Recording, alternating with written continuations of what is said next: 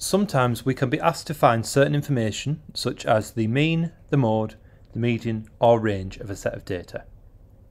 For example, if we have a set of numbers 2, 5, 6, 7, 5, 9 and 8, we may be asked to find the range of this set of data, and we can do so by taking the largest number and subtracting the smallest number from it.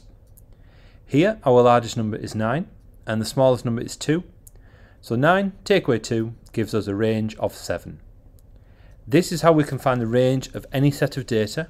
Take the largest number and then subtract the smallest from it. Now, if we ask to find the mode of this set of data, we are looking for the most common value. Here we can see that 5 occurs more than any other number, so we would say that 5 is the mode of this set of data.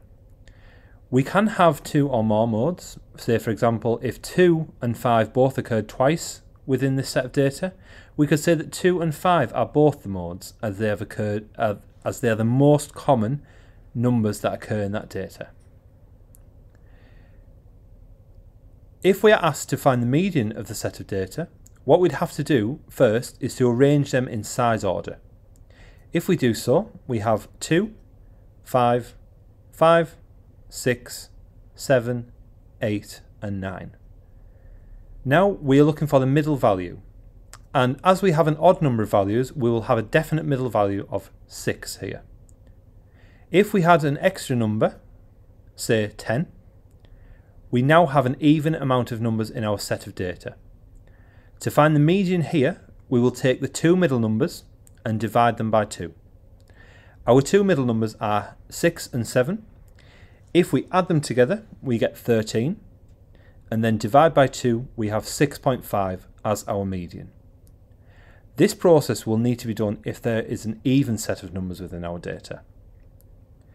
Lastly, if we're asked to find the mean, which is sometimes referred to as the average for a set of data, we need to add all of the values together.